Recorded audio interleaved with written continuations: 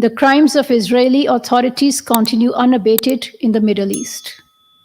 Israel's adventurism in the region reached a new height with its irresponsible attack this week on the consular section of the Iranian embassy in Damascus, Syria. The attack is a violation of UN Charter, international law, and conventions. This week's targeted strikes on the World Central Kitchen convoy in Gaza is also not an isolated incident. Over the past 6 months, Israeli authorities have been involved in gross and systematic violations of international humanitarian law by repeatedly targeting UNRWA, humanitarian relief organizations, and unarmed civilians. Deliberate targeting of a humanitarian convoy bringing food to people facing famine is a serious violation of international humanitarian law.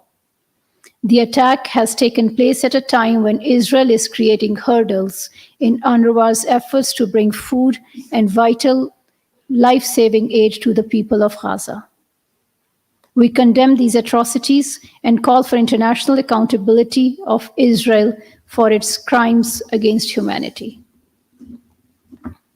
We also call for the immediate, full, and effective implementation of the provisional orders of the International Court of Justice announced in January this year. Pakistan welcomes the additional provisional measures ordered by the ICJ on 28th of March in the backdrop of deteriorating situation in Gaza.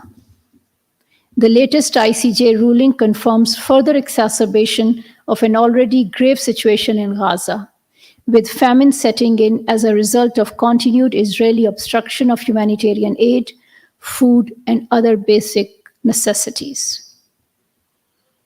The court has reiterated its injunction calling for unobstructed provision of humanitarian assistance, including food, water, electricity, fuel, and medical supplies to Palestinians throughout Gaza. The decision by ICJ also confirms that Israel continues to devise the earlier measures announced in January 24, for which Israel must be held accountable.